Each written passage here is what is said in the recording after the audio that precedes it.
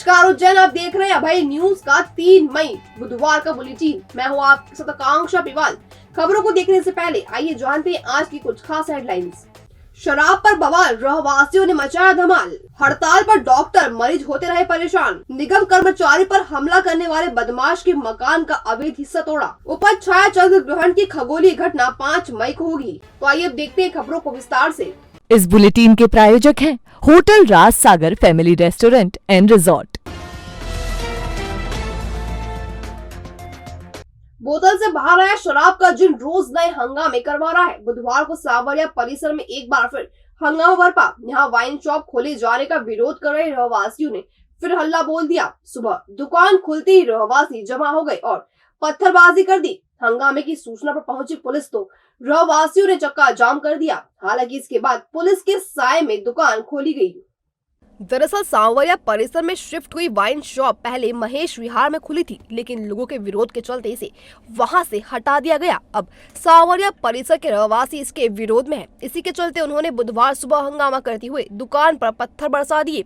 हंगामे की सूचना पर नानाखेड़ा पुलिस पहुंची और लोगों को समझाइश देकर वहां से हटाने का प्रयास किया। इस पर रहवासियों ने इंदौर रोड पर जाम लगा दिया। रहवासियों का कहना है कि जिस जगह शराब दुकान शिफ्ट की गई है वहां मंदिर है। इसके अलावा स्कूल बसों का स्टॉप भी है। शराब दुकान से असामाजिक तत्वों की गतिविधियां बढ़ जाएंगी, जिससे महिलाओं और युवतियों को परेशानी होगी। सुनिए आगे उन्होंने और क्या कहा। कॉलोनी लाल गेट के जस्ट पास में लगी हुई है, पीछे नेशनल हाईवे है, जिसके जस्ट पीछे एक मंदिर है, जिससे सटा हुआ एक इंसान का घर है जिसकी 4 बेटी है। इसके सामने की स्कूल है, जहाँ पे हर दिन अपनी मम्मियाँ जो है हमारे घर से अपने बच्चों को लेने छोड़ने जाती है। बस स्टैंड पे बच्चे खड़े अगर वेट कर रहे कि हमारी मम्मी नहीं आई है, अगर इन लोगों में से किसी ने एक ने उस बच्चे को उठा लिया तो कौन आएगा?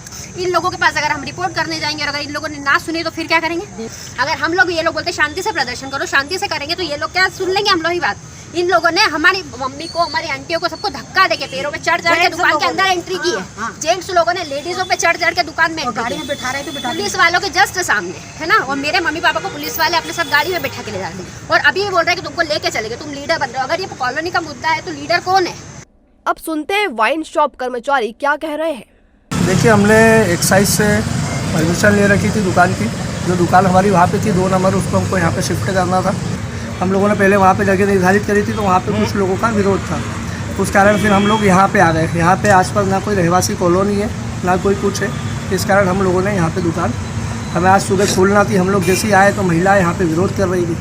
अब हम लोगों ने उनसे बोला कि हमें हमारा ताला खोलने दो, तो उन लोगों ने जो है पत्थर फेंकना चालू कर दी। हम लोगों ने अपनी उनसे प्यार से मैं गया, मैंने बात भी करी उनसे कि मतलब आप लोगों को क्या दिक्कत है यहाँ पे? आपको कुछ मंदिर बनवाना हो, हम आपका जो भी समाज सेवा का काम कुछ वो करवा देते हैं। आप लोग ऐसे विरोध इस तरीके का मत कीजिए। नहीं, कोई दिक्कत नहीं। अगर ऐसा कुछ है उनके पास में तो वो या तो कुछ वीडियो या कुछ प्रूफ समक्ष प्रस्तुत करें।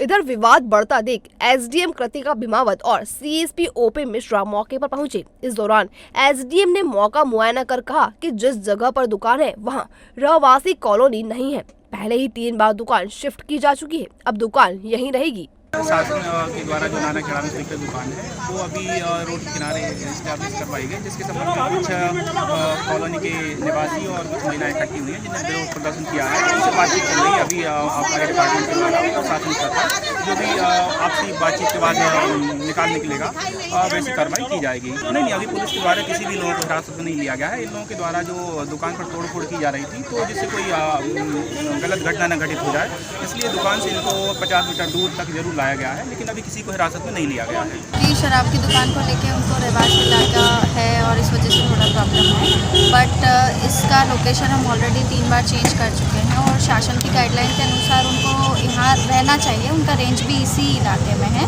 तो शासन से उनको परमिशन है। और अभी जो लोकेशन डिसाइड हुई है उसमें ऐसा जितनी प्रॉब्लम नहीं है, क्योंकि आसपास का जो एरिया है वो भी कमर्शियल ही है। रहवासी पीछे की साइड में है और चूँकि रोड से सारे कमर्शियल प्रॉपर्टीज ही हैं और कमर्शियल इलाका है, तो ऐसा कोई इशू नहीं है। उसके बाद फिर अगर किसी को ज़्यादा आपत्ति है तो वो लिखित में दे दे कलेक्टर साहब के समक्ष में। यहाँ हम आपको बताते चले कि 29 अप्रैल को भी सांवरिया परिसर के रहवासियों ने शराब दुकान को लेकर हंगामा किया था।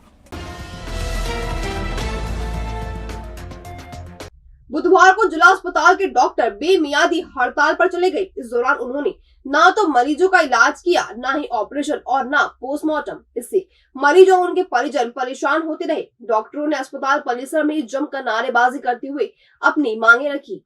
दरअसल सिविल हॉस्पिटल में मंगलवार को डॉक्टरों ने अपनी मांगों को लेकर 2 घंटे तक काम बंद हड़ताल की थी और प्रदेश सरकार को चेताया था कि यदि मांगे नहीं मानी गई तो बुधवार से हड़ताल पर चले जाएंगे। इसके बाद बुधवार से डॉक्टरों ने प्रदेश व्यापी हड़ताल शुरू कर दी। वे जिला अस्पताल तो पहुंचे लेकिन काम नहीं किया। इससे मरीजों के साथ पोस्टमार्टम कक्ष में रखे शवों की भी फजीहत हो गई। बुधवार को करीब 6 शव पोस्टमार्टम के लिए लाए गए थे। पोस्टमार्टम नहीं होने से परिजन परेशान होते रहे। गाँव सोडंग से आए मुकेश आंजना ने कहा कि उनके अंकल रामेश्वर आंजना का सड़क हादसे में निधन हो गया। रात से शव यहीं रखा है, पोस्टमार्टम नहीं हो पा रहा। सुबह से लेकर आए पीएम के लिए, घर पे सब परेशान हो रहे हैं। इनकी सबकी यहाँ पे सब परिवारों की लाश रखी है, यहाँ पे 6 लाश रखी है और डॉक्टर अपनी हड़ताल कर रहे हैं। कोई नहीं सुन रहा है, पीएम करने के लिए तैयार नहीं हो रहा है। अब हम तो नहीं होगा, लाश लेकर कलेक्टर साहब के पास जाएंगे। क्या कर सकते हैं आप खुद बताइए, इंसानियत के लिए बताइए क्या कर सकते हैं। उन्होंने बोला पीएम से बात करो, एसडीएम से बात करो, हम बात नहीं कर सकते। अब किसके पास जाए?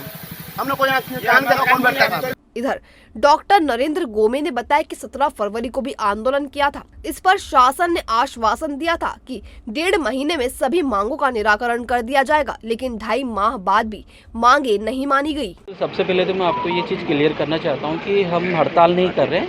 हमारा ये कार्य बंद आंदोलन है और बहुत मजबूर होकर हमने ये कदम उठाया है। हम भी नहीं चाहते कि हमारे कारण किसी भी तरह से मरीजों को किसी भी तरह की परेशानी हो या आमजन को परेशानी हो, गरीब मरीज को परेशानी हो, हम ये कतई नहीं चाहते। लेकिन आज उस बात को 75 दिन हो गए, लगभग 2.5 महीने होने के बाद भी वो मांगे जसकीता से यथावत बनी हुई हैं। उन पर किसी भी तरह का कोई क्रियान्वयन नहीं किया गया है। तो उन्हीं मांगों को लेकर पुनः आज मजबूर होकर हम लोग कार्यबंद आंदोलन के लिए मजबूर हुए हैं। हमारा प्रयास यही है कि सरकार जितनी जल्दी हमारी मांगे मान लेती है, हम लोग पुनः अपने कार्य में। यार घर में शादी है और इतने सारे फंक्शंस हैं, इतनी सारी बुकिंग्स करना है, समझ नहीं आ रहा क्या करूं। अरे टेंशन नॉट, घर में बजने वाली है शहनाई तो सभी फंक्शंस के लिए एक ही नाम, होटल राज सागर रिजॉर्ट। इनके स्पेशल शादी पैकेजेस का लाभ आज ही उठाओ और शादी को यादगार बनाओ। मेहंदी पैकेजेस मात्र 21,000 में 50 व्यक्तियों के लिए, महिला संगीत पैकेज मात्र 1 लाख में 200 व्यक्तियों के लिए, शादी पैकेज मात्र 1,51,000 में 500 व्यक्तियों के लिए, AC non AC rooms, decoration, sound system वो भी साथ है birthday party, conference, business meeting package मात्र 5100 से शुरू। रखेगा होटल राज सागर रिजॉर्ट आपके अपनों का ख्याल, तो बनाए अपने हर लम्हे को यादगार। होटल राज सागर रिजॉर्ट, इंदौर रोड, उज्जैन। 9826071290, 8109009505। गुंडा अभियान के तहत बुधवार को नगर निगम टीम ने पुलिस के साथ मिलकर जिवाजीगंज थाना क्षेत्र में एक बदमाश के मकान के अवैध हिस्से को तोड़ दिया। बदमाश ने पिछले दिनों नगर निगम के कर्मचारी को गाड़ी टकराने की बात पर चाकू मार दिए थे। दरअसल जिवाजीगंज थाना क्षेत्र के हेलावाड़ी में 40 क्वार्टर के रहने वाले शाहरुख पिता आजम ने अपने 3 साथियों के साथ मिलकर 24 अप्रैल को नगर निगम में डेली वेजेस पर काम करने वाले नितिन परमार निवासी तिलकेश्वर कॉलोनी को चाकू मार दिए थे। इनके बीच गाड़ी टकराने की मामूली बात को लेकर विवाद हुआ था। नितिन ने पुलिस को 4 आरोपियों के नाम बताए थे, जिसके बाद पुलिस ने उन्हें गिरफ्तार कर लिया था। बुधवार को नगर निगम की टीम जिवाजीगंज पुलिस के साथ आरोपी शाहरुख का घर तोड़ने पहुंची। पुलिस ने शाहरुख के परिवार से घर खाली करने का कहा तो वे सब हाथ जोड़कर माफी मांगने लगे, लेकिन पुलिस और निगम की टीम ने किसी की नहीं सुनी और मकान के अवैध हिस्से को तोड़ दिया।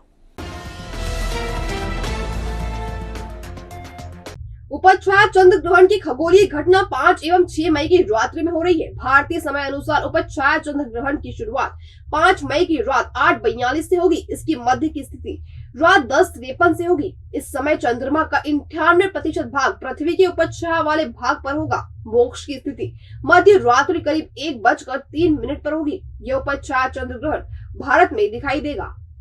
दरअसल 5 मई को होने वाले उपछाया चंद्र ग्रहण में चंद्रमा का कोई भी भाग पृथ्वी की वास्तविक छाया से नहीं ढकता है, बल्कि चंद्रमा पृथ्वी के उपछाया वाले भाग से गुजरने के कारण चंद्रमा का प्रकाश धीरे धीरे कम होने लगता है तथा मोक्ष के उपरांत पुनः पूर्ण आभा के साथ चंद्रमा चमकता हुआ दिखाई देता है। इसी कारण उपछाया या प्रतिछाया चंद्र ग्रहण को सामान्यतः ग्रहण के रूप में मान्यता नहीं दी जाती है। शासकीय जीवाजी वेधशाला के अधीक्षक डॉक्टर राजेंद्र प्रसाद गुप्त ने बताया कि उपछाया चंद्र ग्रहण होने के कारण जीवाजी वेधशाला में चंद्र ग्रहण दिखाने की व्यवस्था नहीं की गई है। मौसम खुला होने पर शहरवासी घर से रात 8:42 के बाद चंद्रमा के प्रकाश को रात 10:53 तक धीरे धीरे कम होता हुआ देख सकते हैं। इसके बाद चंद्रमा का प्रकाश बढ़ना शुरू होगा। दिनांक 5-6 मई की रात्रि में प्रतिछाया चंद्र ग्रहण होने वाला है। इसे उपछाया चंद्र ग्रहण भी बोलते हैं। ग्रहण का प्रारंभ 5 मई की रात्रि को 8:42 से होगा। जो मध्य की स्थिति होगी वो रात को 10:53 पर होगी और जो ग्रहण का मोक्ष होगा वो 6 मई की को मध्यरात्रि में 1:03 तक होगा। क्योंकि ये उपछाया चंद्र ग्रहण है और इसमें ग्रहण का कोई भी भाग पृथ्वी की छाया क्षेत्र में न होने का ढकता नहीं है, तो इसीलिए इसको आप अपने घर से ही बहुत अच्छे प्रकार से देख सकते हैं। धीरे धीरे चंद्रमा का प्रकाश कम होगा और फिर पूर्णिमा का चंद्रमा पूर्ण आभा के साथ ये दिखाई देगा। और अब खबरें दे दनादन। उज्जैन जिले के अंतर्गत सभी कार्यालयों में पेंशन प्रकरणों के त्वरित निराकरण के लिए प्रशासनिक संकुल भवन के प्रथम तल के कक्ष क्रमांक 5 में 8 मई को शिविर लगाया जाएगा। सभी कार्यालय प्रमुख को निराकरण के लिए लंबित पेंशन प्रकरण प्रस्तुत करने के निर्देश दिए गए हैं। रबी विपणन वर्ष 2023-24 में उज्जैन जिले के 25 मार्च से समर्थन मूल्य पर गेहूं खरीदी की जा रही है। गेहूं खरीदी के लिए जिले में 172 उपार्जन केंद्र निर्धारित किए गए हैं। जिले में 6.5 लाख से अधिक मीट्रिक टन गेहूं खरीदी जा चुकी है, जिसमें से किसानों को 1027 करोड़ की ईपीओ जारी कर 913 करोड़ का भुगतान किया जा चुका है। प्रदेश में समर्थन मूल्य पर गेहूं उपार्जन में उज्जैन जिला पहले स्थान पर है। कलेक्टर कुमार पुरुषोत्तम ने बुधवार को प्रशासनिक संकुल भवन में सिविल अस्पताल के अधिकारियों, Indian medical association, RD Gardi medical college, Amaltas अस्पताल, निजी चिकित्सकों के साथ बैठक की। डॉक्टरों की हड़ताल के चलते कलेक्टर ने निर्देश दिए कि हड़ताल के दौरान सिविल अस्पताल से रेफर किए गए मरीजों का बिना किसी शुल्क के अविलंब इलाज करें।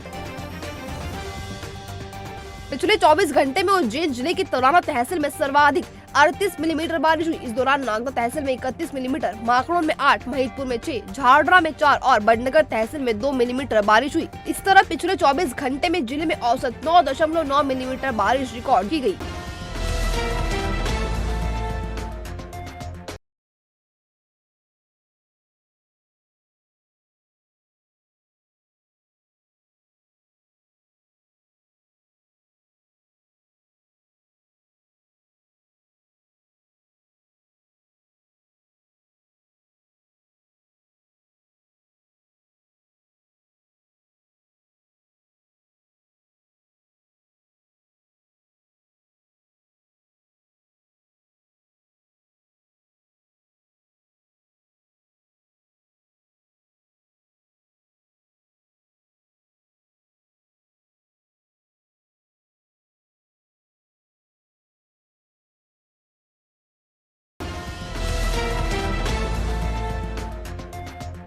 ये था भाई न्यूज का आज का बुलेटिन। अगर खबरों को लेकर आपके पास कोई फीडबैक हो या कोई जानकारी हो तो हम तक जरूर पहुंचाएं। फिर मुलाकात होगी नए बुलेटिन के साथ, तब तक के लिए नमस्कार।